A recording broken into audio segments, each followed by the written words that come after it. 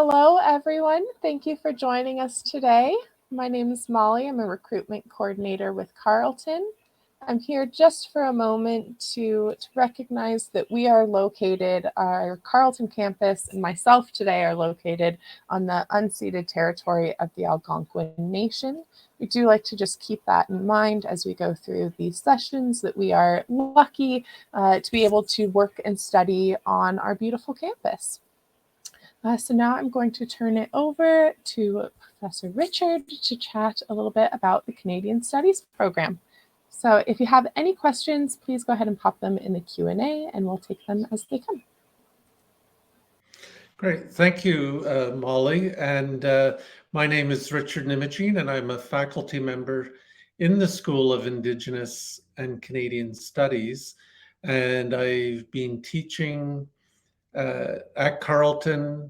I taught my first course in the 1993, and I joined the school in 1999. So I've been at Carleton for a long time. I also did doctoral studies at Carleton, and so I think it's a great place to learn about our world. And the School of Indigenous Studies does exactly what the name says it does. We think about Canada, and we think about colonialism and Canada's relationship with Indigenous peoples. And so I'm going to talk to you a little bit today about why study Canada. And for high school students, you learn about, certainly if you're in Ontario, you learn about Canada and the world. And that's what we teach. And yet we always get asked, what is Canadian studies and why study Canada? And so I'm going to do a little bit of that today. I'm going to talk to you about why study Canada. I'll talk a little bit about what goes on in our courses. I'll talk about the program and what I think are some of the interesting student experiences in the program. And I should say that if you have questions at any point, please use the chat function, and my colleague Molly is monitoring that, and we can certainly interrupt things and answer your questions or concerns. So when we say, why Canadian studies, and as I said on the previous slide, it's an activist discipline, and you're being challenged to think about the country that you live in. Either you're a Canadian or you're First Nations, or you're an international student who now is going to be studying in Canada. So it's about learning about the place that you live. And importantly, it's, often we think, oh, studying Canada it's exciting. It's about nationalism. And that's not what it's about. As Tom Symons, one of the real pioneers of Canadian studies, said, it's not about celebration. It's about trying to critically think about the country. And so, as I say here, it's about critical engagement. Symons reminds us that we don't want to be cheerleaders. We want to think critically. And so, here's an example of something I wrote about Justin Trudeau, and, trying to understand why a couple of years into his tenure as prime minister, he was increasingly getting challenged. Yet externally, people really, really admired him. And why was this going on? And it's not about partisanship. It's about trying to understand what's going on. And really what we want to do is explain how Canada has evolved over the years, right?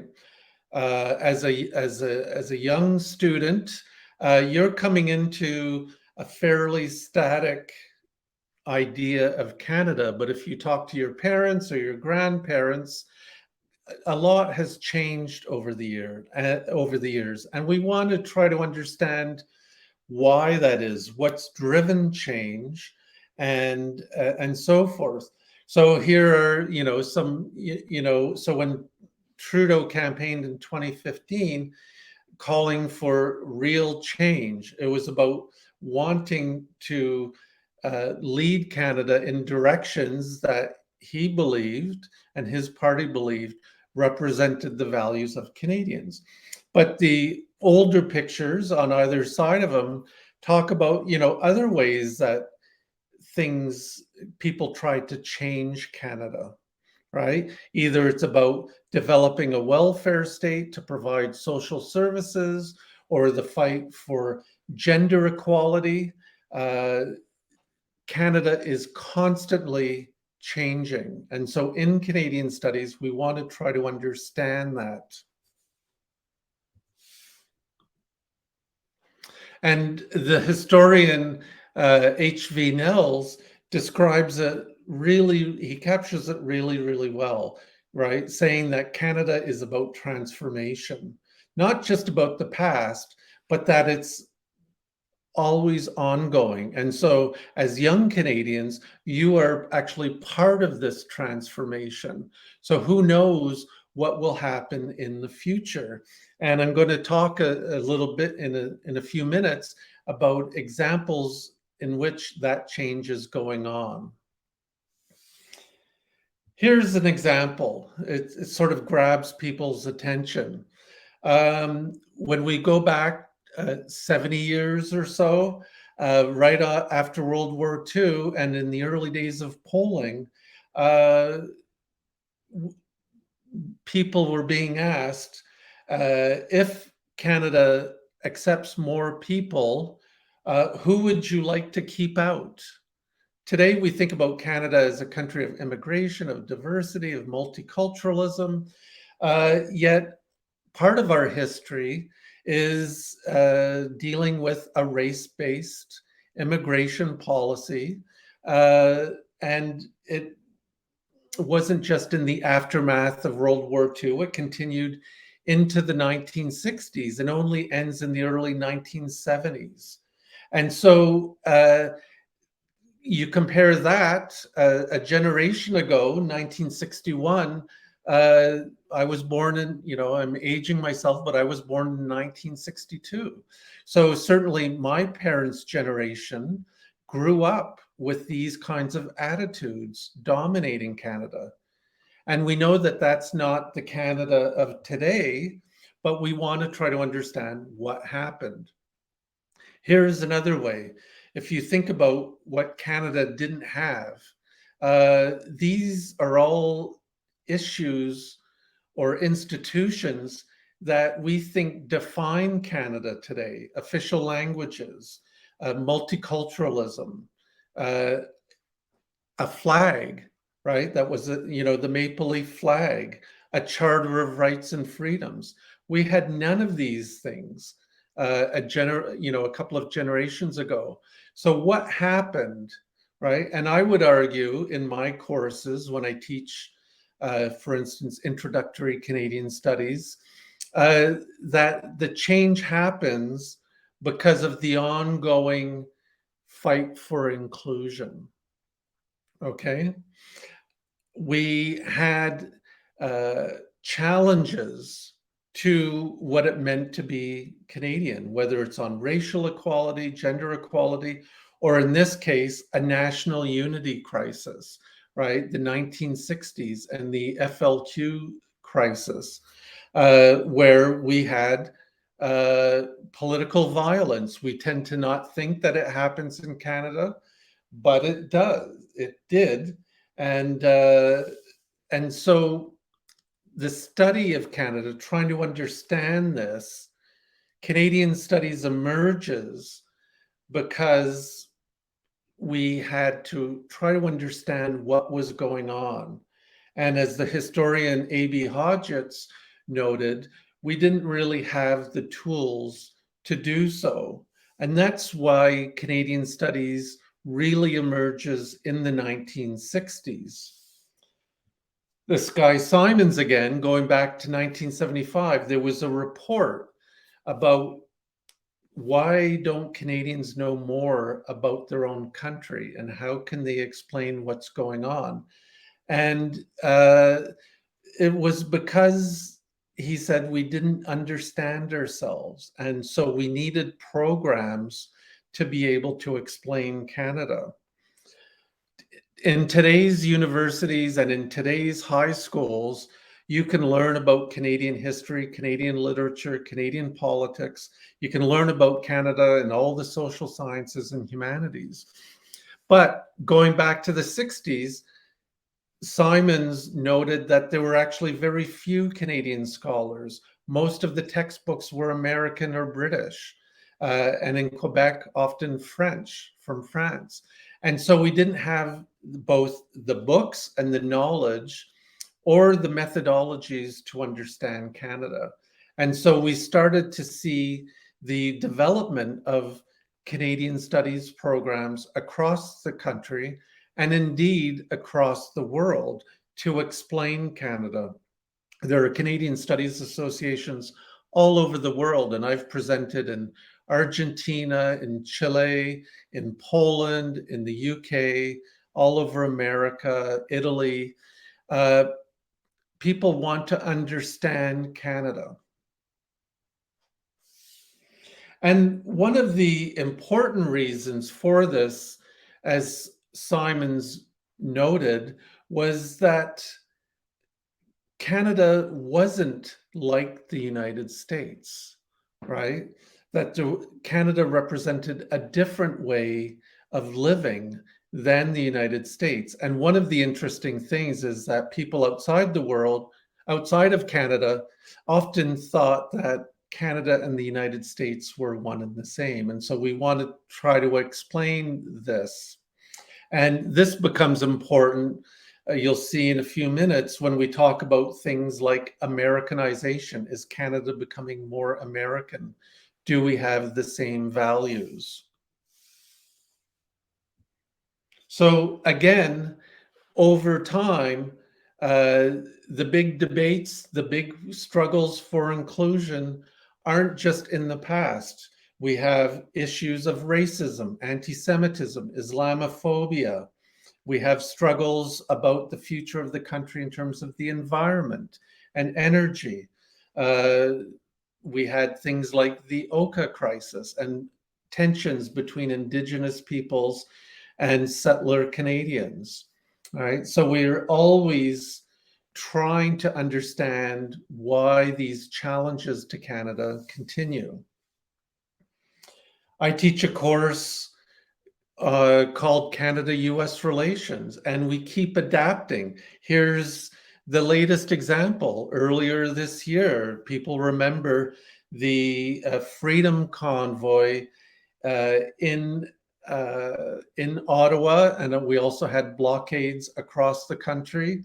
And one of the interesting debates was that a lot of the protesters were talking about freedom, using American symbols, the flag, the bald eagle, everything, that we needed freedom in Canada. And so in my class on Canada-US relations, we actually talk about things like how similar or different are Canada and the United States. Are our values diverging, or are they converging? And as we were talking about this event happened. And so we were able to quickly pivot to talk about these issues. When I talk about these issues, here's an example of values. What are the values that inform Canada? And in this slide, we talked about the idea that Canada needs more freedom. And what does freedom mean in a Canadian context? And so Pierre Poilievre, who's running to be leader of the Conservative Party of Canada, or as he says in his on his website, running to be prime minister, which we don't do in Canada. You run to be leader of a party. Here's an example of freedom meaning different things. A couple of years ago, you might recall we had blockades, environmentalists, and indigenous peoples. And Poilievre said there are limits. The blockades are taking away Canadian freedoms. Fast forward 2 years, and Poilievre is talking about how the Freedom Convoy is promoting freedom, even though it was disrupting life for a lot of people. And so there are debates about what does freedom mean. Chris Alexander, who is a former Conservative Party cabinet minister in the Harper government, said, "Well, we need to understand, we're leading into war between Russia and Ukraine. Of course, sadly, that's now happened."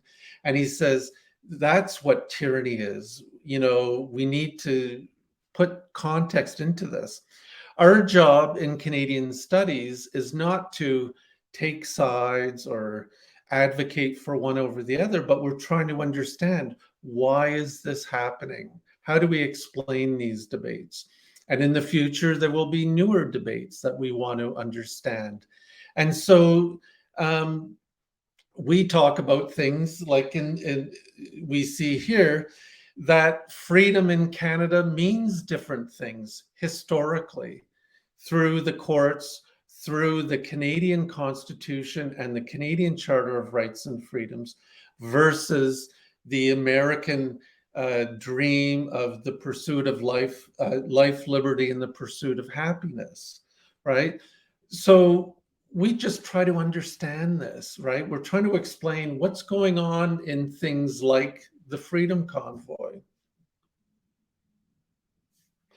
Or, one of the debates I had with my students was, okay, perhaps there are people outside the country who are representing or misrepresenting what freedom means. And some of you know Russell Brand, he was encouraging the freedom fighters.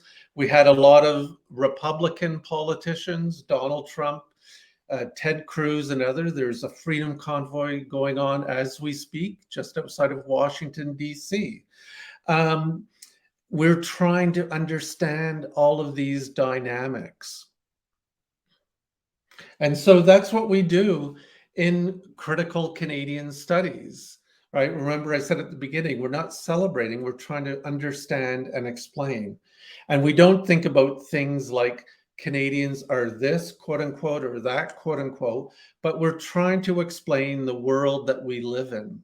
And so we try to explain contradictions. We try to explain change. And it's not about criticizing Canadians or Canada or anyone else. It's about trying to explain the country.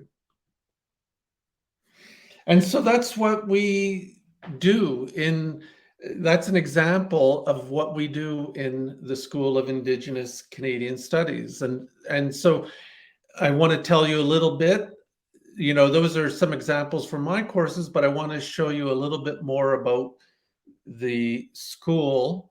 We're not a department. I don't want to get into complicated bureaucratic language about the university. We're a school because we're interdisciplinary, right? We have people from all sorts of disciplines, and I'll explain that in a second. The school we actually first had an Institute of Canadian Studies in 1957, and it was actually the first graduate program at Carleton and in Canadian Studies at Canada. So we're a historic program, and we've had over 1,000 graduates of master's programs. We've had thousands of graduates from the BA program, and we became a school in 1992. And that reflects the fact that we kept growing. And here's an example. You can go to this website that talks about the different faculty members, but we cover all sorts of disciplines in in our courses and the research that faculty do. By training, I'm a political scientist and political economy and public policy, but I have colleagues who do. I have a colleague who's an architect. I have a colleague who's a historian. We do cultural studies. We do feminism, gender studies, music, literature.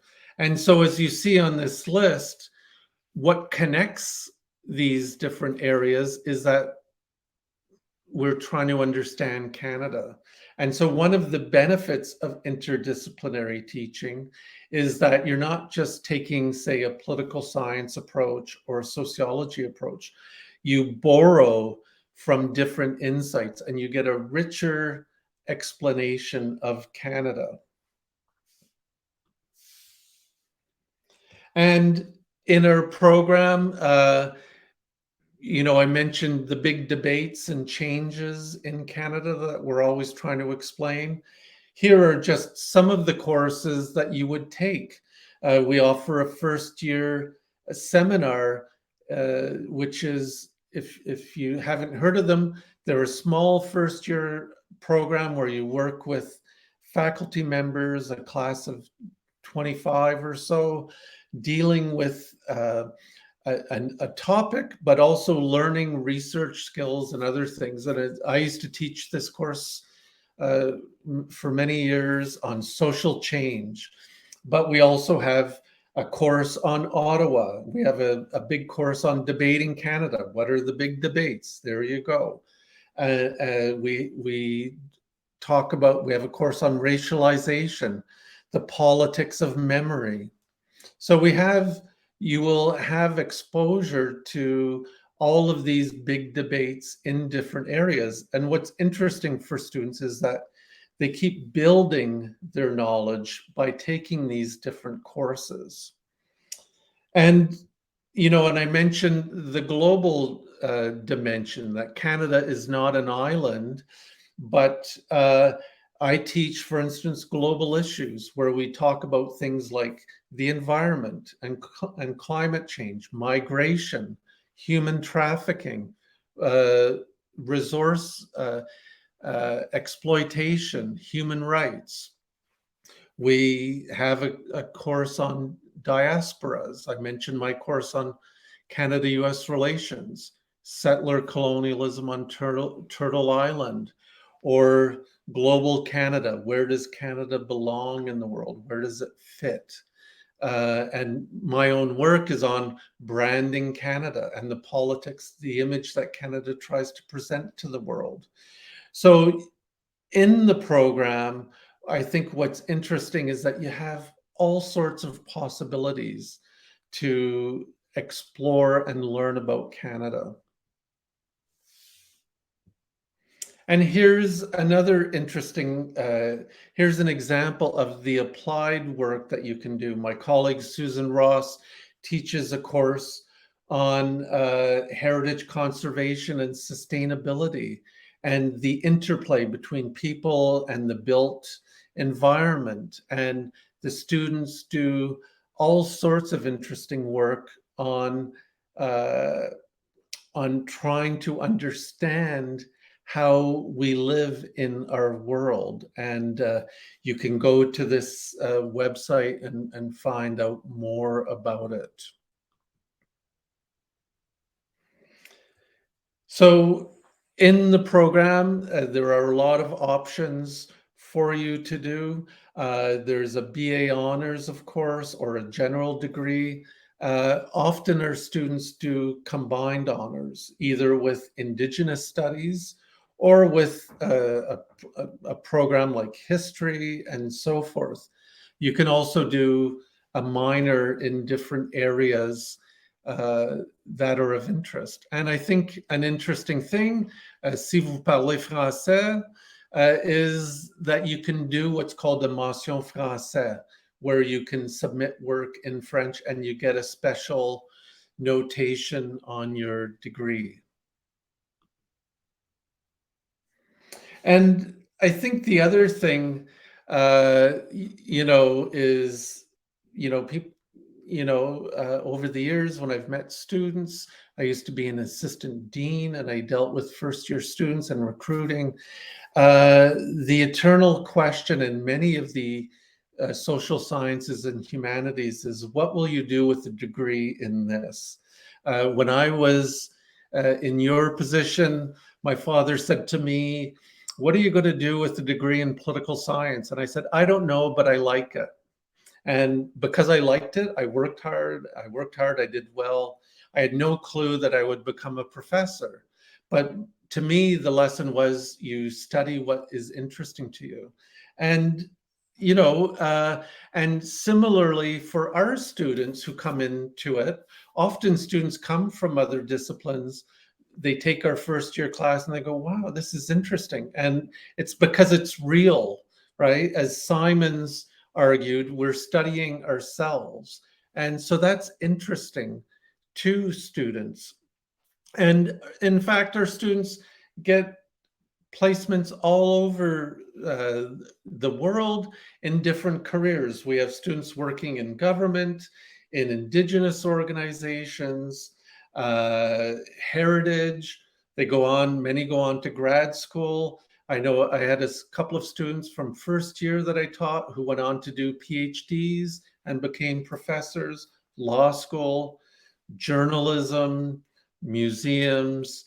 Again, it's about, because what you're getting out of this is you're getting these critical research skills, and interdisciplinary studies is a great way to understand the world, to understand complexity, to develop problem solving abilities. And you know our students, what they like about our department is, we see a quote here from Cara DeGrange, who's a student I taught in first year many, many years ago, and talked about the opportunities. And she went on and did an MA and did doctoral studies. Uh, as she says here, did all sorts of work. And I just saw something in the newspaper, and she's running for the Green Party now in the upcoming provincial election.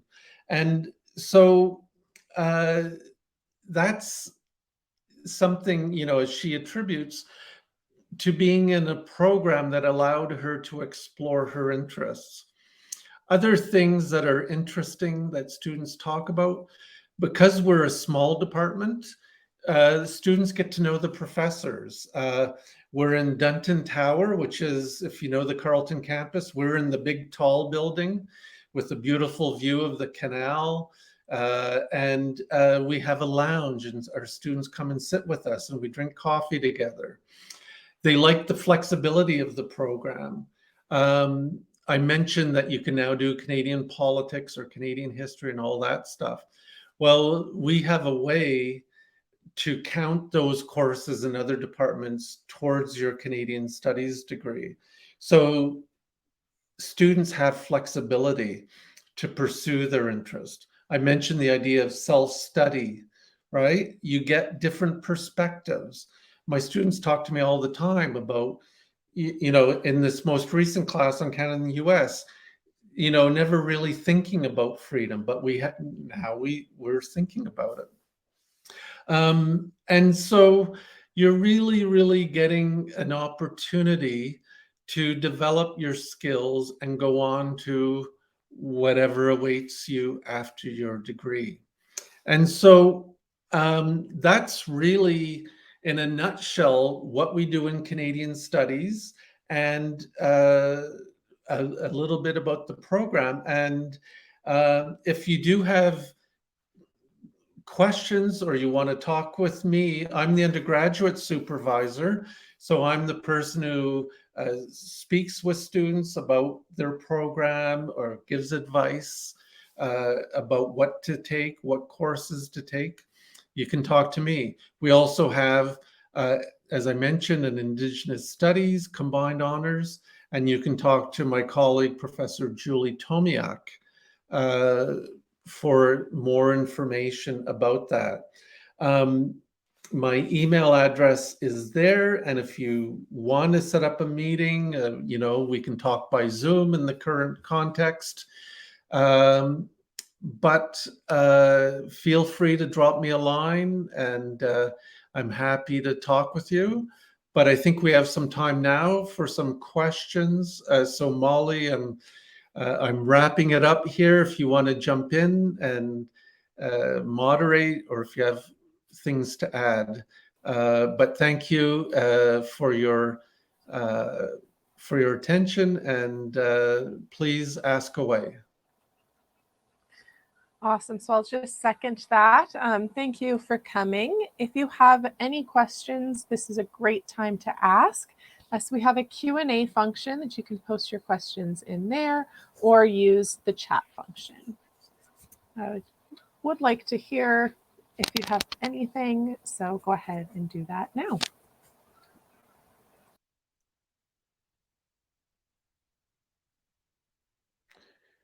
I see we have someone from Colombia.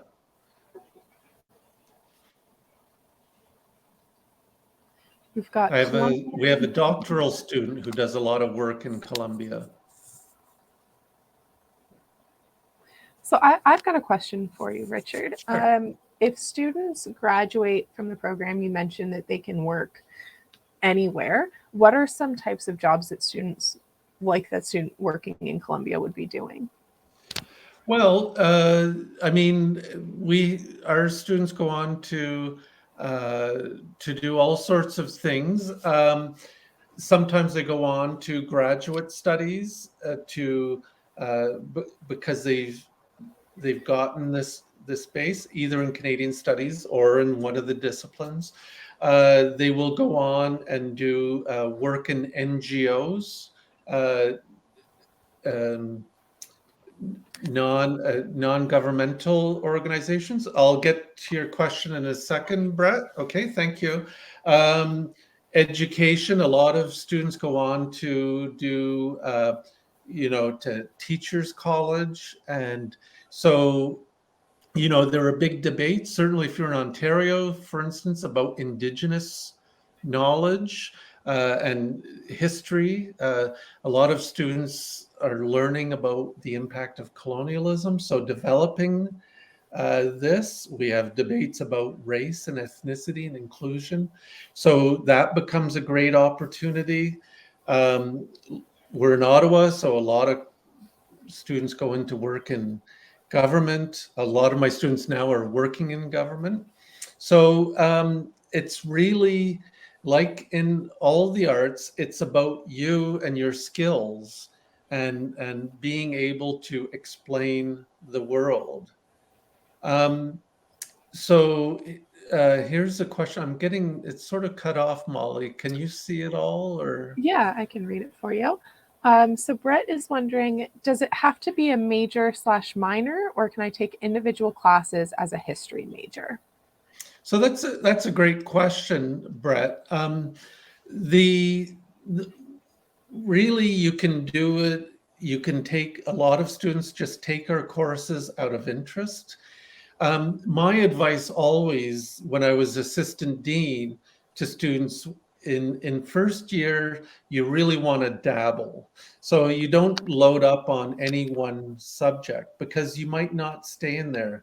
I mentioned I studied political science. It was actually my third choice. I didn't go to university to study politics. I was first in communications and then geography, and I kind of landed because I liked it. And so students in first year often switch majors. So my advice is always in first year, if you have an interest in Canada, you take the first year history course. You can take our first year Canadian studies courses, but take sociology or take English, whatever is of interest to you. Because for us in Canadian studies, a lot of our students actually, they take our class and they go, wow, I never knew I could do this. Cara de Grange came from another discipline. And it's not about stealing students. It's just you, like I said, you follow what you like. You can do what are called combined majors. where you take fewer credits. Usually it's about 7 credits in each discipline. So you could do history and Canadian studies. You could do a minor in Canadian studies and keep history as your major. So there are lots of opportunities, Brett. You can, the advantage of doing either a combined major or adding minors is it shows on your transcript, on your degree, that you've got a bit more expertise in different areas. But what I would recommend is you take our first year class, which is 1001 and 1002 in first year. I'll be teaching the first year class, 1001, Studying Canada, where we talk about the different ways. We talk about Indigenous perspectives on Canada. We talk about history. We talk about gender. We talk about Quebec. We talk about heritage and so forth. So I would recommend that you just in first year be open, and because you don't know where things take you. But that's a great question, Brett. Thank you. I'll add just one little bit to that. You might have heard the words electives being thrown around. If you took a Canadian Studies course as a history major in your first year, it would or could be considered as an elective. So if you've heard that word, that's just what that's referring to. Yeah, and also, like I said, in our program, courses outside the department often can count towards a Canadian Studies degree. So, and it's not, I don't want to make it sound like I'm trying to steal students from other departments, but say you're in history, you've taken the Canadian history course and you decide you don't want to do history, but you've taken Canadian history, that would count in your Canadian Studies degree. If you did a double major, a combined honors, and you took, a law course, a lot of the law courses would count towards Canadian studies or Canadian music. There's all, Canadian literature. But the real big advice is you don't want to load up, because I've seen too many students who will take 2 or 3 courses in Canadian studies or history or sociology, and then they go, I don't really like it. And the problem becomes you're only allowed to count so many first year courses for your degree. So you take 5 courses in different departments, you will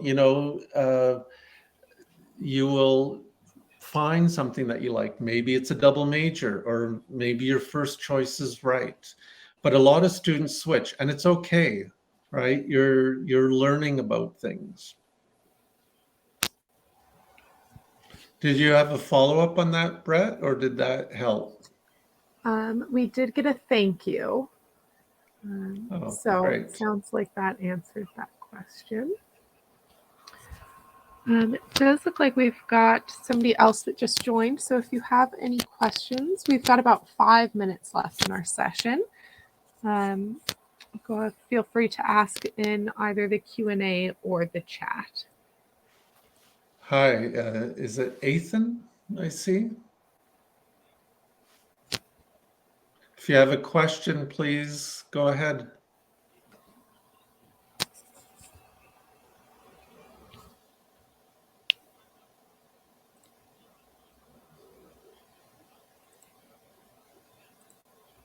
Let's see, and Richard, you'll be in the booth as well for Canadian Studies after this session, Yes. from 11 to 11:30. So if anybody wants to join Richard there, you're more than welcome. Yeah, I'm there, and if you can also email me. You can find out more about us on our website. carleton.ca/SICS. And I encourage you to look there and to see all the interesting things that our students are learning about and all the really interesting things that my colleagues do. So, any final questions?